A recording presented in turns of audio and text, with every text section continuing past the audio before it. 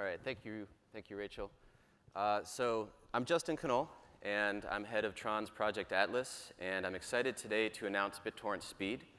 It is our project to connect the world of BitTorrent to the world of the blockchain. And I want to start with a quote. So this is Clarke's third law of technology. I think probably many of you are familiar with it. Any sufficiently advanced technology is indistinguishable from magic. So I want to look at BitTorrent and at the blockchain through this lens today. So what is the blockchain's magic power? I think many of us in the room here are very familiar with the blockchain, and it may seem like it isn't magical at this point. It kind of works. It makes sense. We're all building products on it today. I would say that its magic power is this: currency with no central trusted authority, no mint, no banks, no single point of failure. If you're too close to the technology and this doesn't seem magical to you, I encourage you to find a skeptical friend or relative and try to describe to them how consensus works and how this just technically makes sense. You'll see that they will look at you like you're describing to a 5-year-old how a magician can saw someone in half and then they emerge whole moments later. It's magical. It doesn't make sense to most people that aren't in our industry, but it does work. So what then is BitTorrent's magical power? So I would submit that BitTorrent's magical power is this: you can have unlimited data. You can transfer unlimited data with no central cost. There's no servers involved. There's no bandwidth bill. There's no single point of failure. There's no central authority. It's an open protocol. It's an open community. And it evolves much like the blockchain space does over time. So with that frame in place, that's the lens I want to talk about BitTorrent and the blockchain through today. I'll talk a little bit through the nuts and bolts of this presentation. So we're going to start with an overview of BitTorrent. It'll get fairly technical, so please be patient as I build that understanding of how BitTorrent works. Then I'll talk about what works well today. So these are the sort of the magic powers, the things that it can do that you wouldn't think that it could necessarily do. After that, I'll talk about what can be improved. BitTorrent's a very well-established technology. It's been around for a long time. It works very well. As users, oftentimes people think that it's perfect, like what can be improved. But I'll show that there is an opportunity for improvement.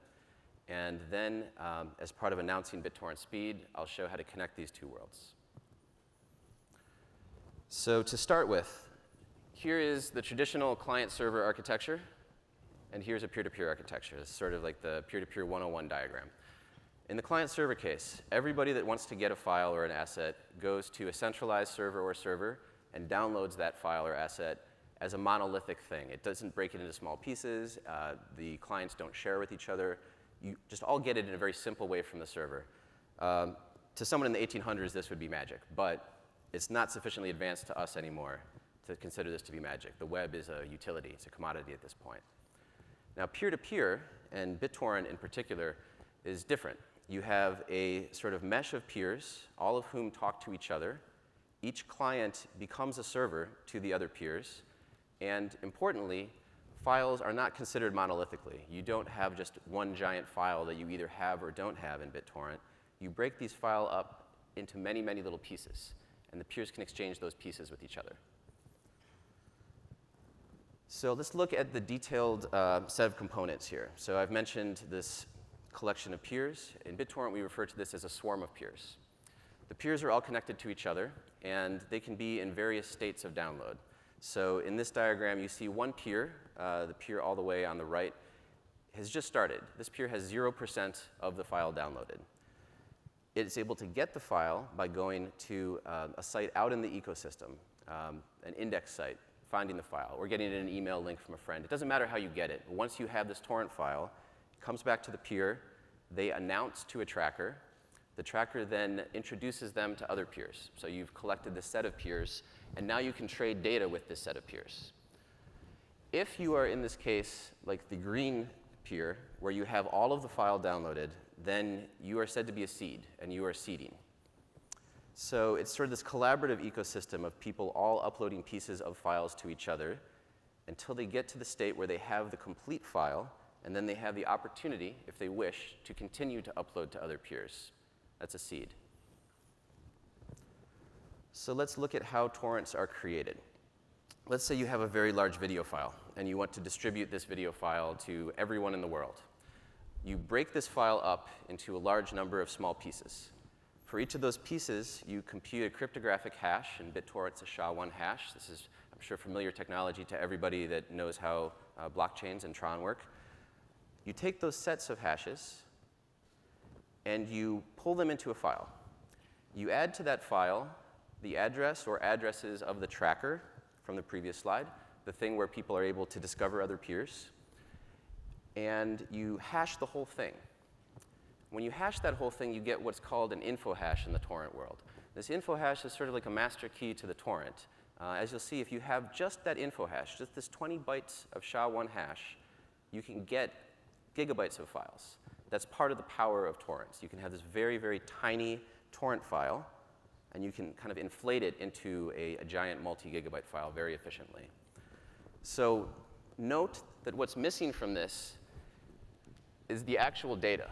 So the actual data is not included in the torrent file, just those hashes. That's how they're so small. So the process of a torrent being added into a client, and the client is the piece of this ecosystem that we at BitTorrent Tron control.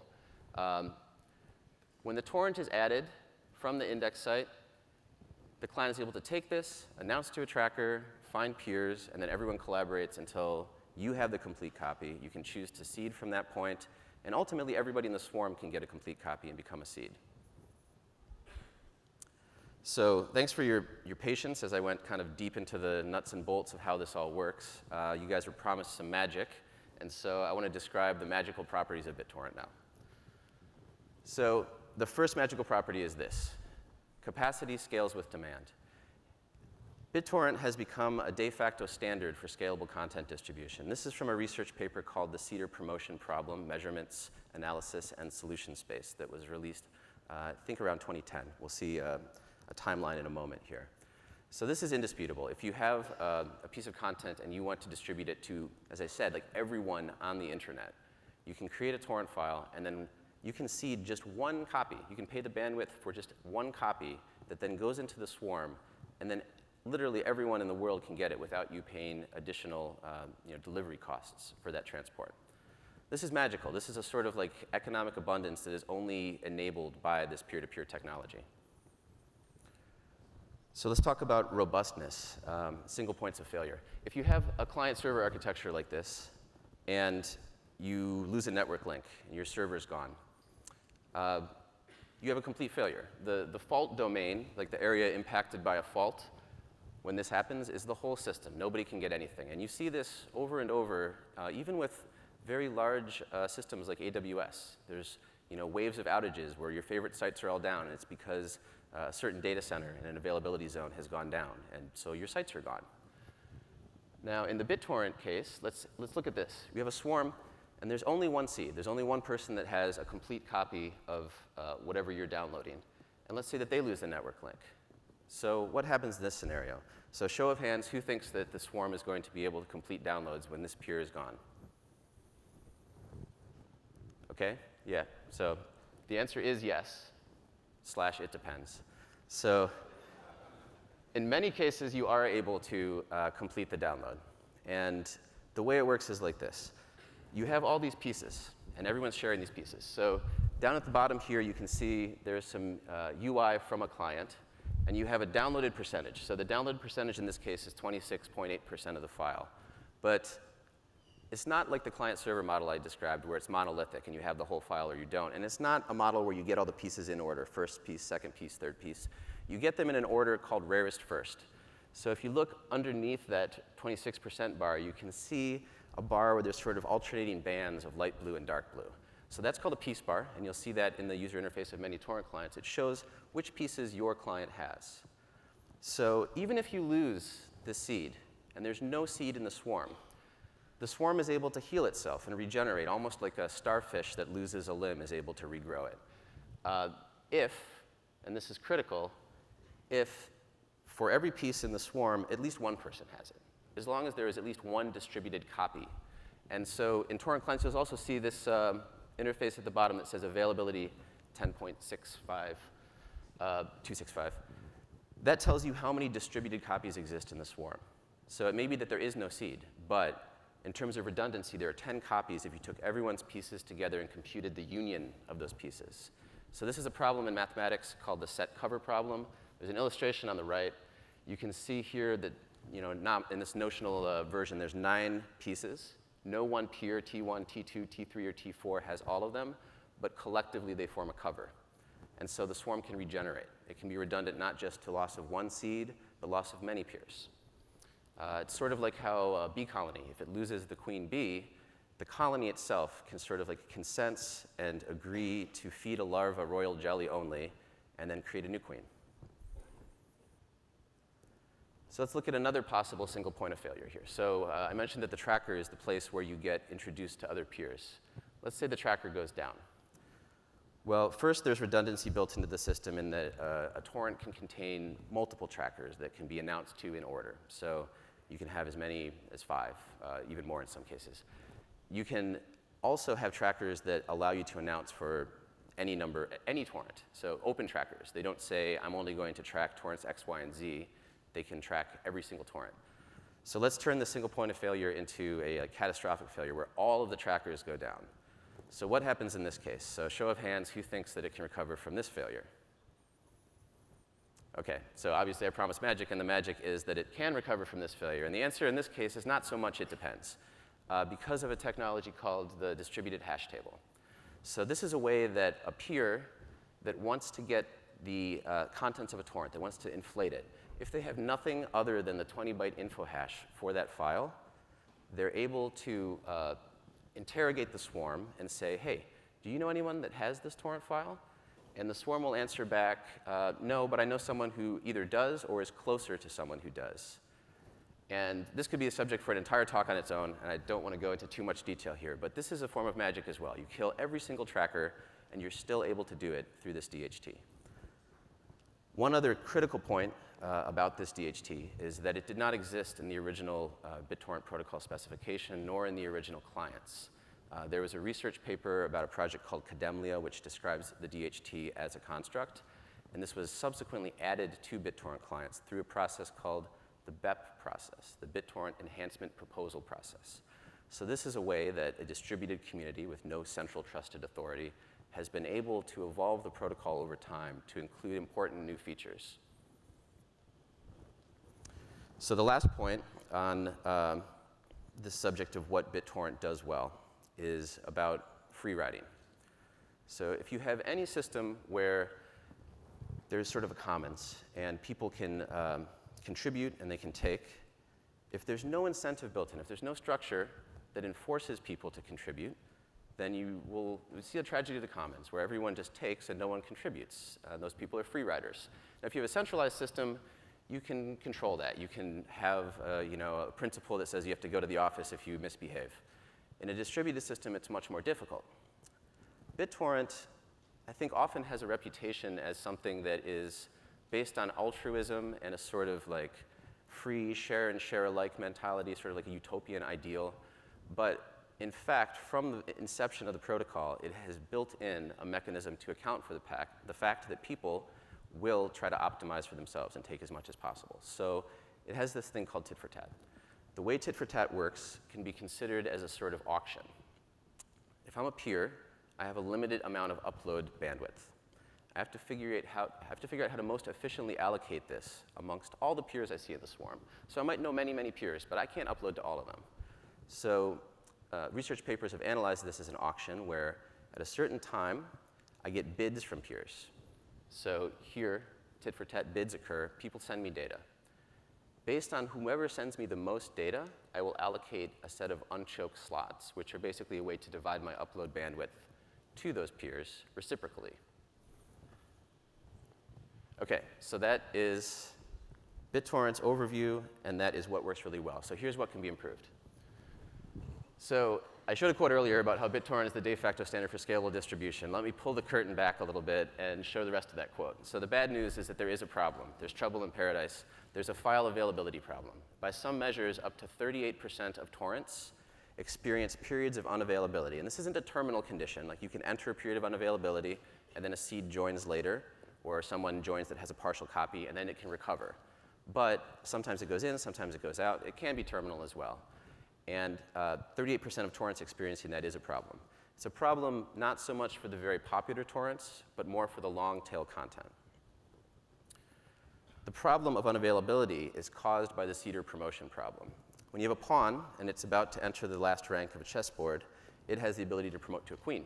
And queens have a lot more power. There's huge upside for a pawn that enters that rank.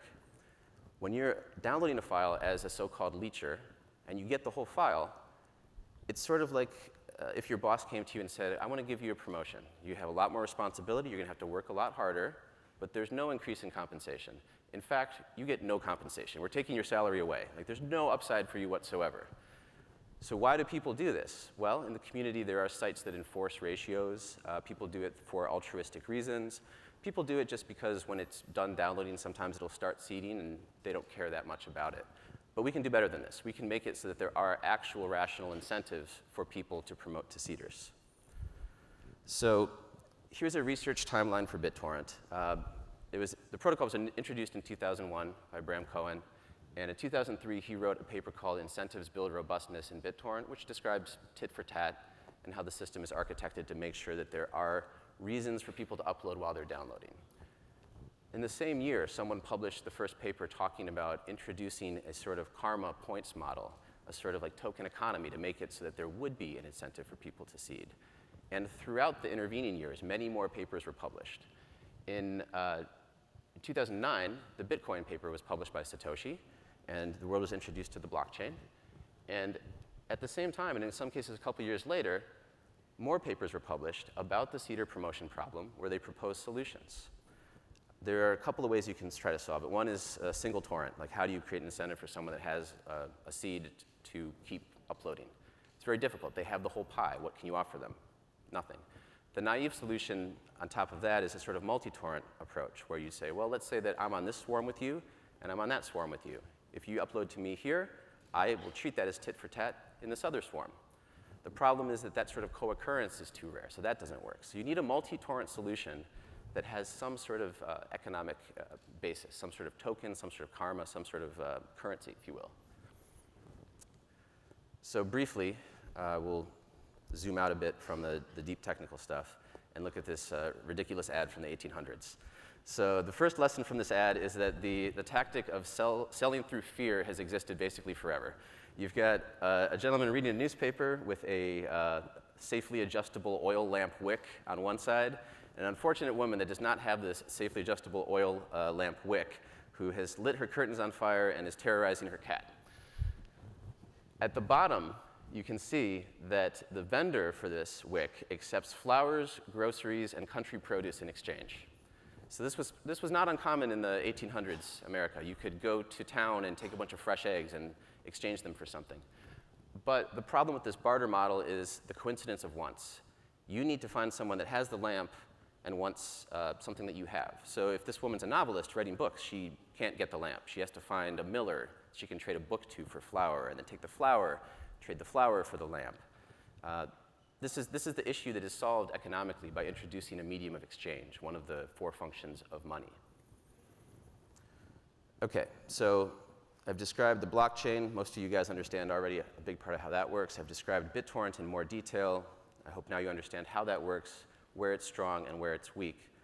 And at this point, I want to introduce BitTorrent Speed, our product to reconcile the problems with BitTorrent by connecting it to the blockchain. So what does it do? First, it creates a medium of exchange and solves this coincidence of wants problem, which in turn solves the seeder promotion problem. Now when you have a complete file downloaded, you can seed it, earn tokens, and then you can turn around and spend those on other swarms. It moves from a barter economy to an economy with a medium of exchange. It will be implemented first in our clients, and then, like the DHT, as a set of optional protocol extensions that we'll introduce as BEPs. It will be backward compatible with the existing clients, torrents, and trackers that are out in the wild today. It has 3 major components. One, the BitTorrent clients. Our clients are the most popular in the world. There's about 100 million monthly active users. And this is the portion that we control. So in the ecosystem diagram, we don't create torrent files. We don't run index sites. We don't run trackers. But we can evolve the protocol by changing the way that the clients behave in concert with our users. It involves BTT, which is a TRC10 token that will be used as this medium of exchange for torrent acceleration. And it involves the Tron blockchain as the solution that allows us to connect the BitTorrent users who have BTT to dApps, to other use cases, and make this really something that could bootstrap the whole community. What does it mean for users? First, faster downloads. We've created a reason for people to seed, so there will be more seeds. Therefore, you'll be able to download faster, probably regardless of whether you choose to actively fund with this token or not. The seeds will be there, and the ecosystem as a whole will benefit. The rising tide will lift all boats. You'll also have the ability to earn for seeding. So the other side of that coin of faster downloads is that if you seed, you will have a rational incentive to do so. This has huge potential for file sharing and for the blockchain space. As I said, we have about 100 million monthly active users in 138 countries. We're about 22% of total global upstream traffic today. And we're launching a page about BitTorrent Speed today. So you can go to bittorrent.com/speed. You can enter your email address and sign up for more updates. You can read the BTT white paper if you haven't read that yet. And we need your help to define this product and to understand how we can best engage with the Tron community. So please do that. So I want to leave with one final thought. I hope today that I've helped you to think about BitTorrent in a sort of new light as a very functional and robust protocol that nonetheless does have this Achilles heel, and the blockchain as the solution to that Achilles heel. It's sort of like this experience we've all had of meeting someone at an event like this or at a party and thinking, you know who you need to meet? You need to meet my other friend. And then you put them together and you can unlock massive potential. Thank you.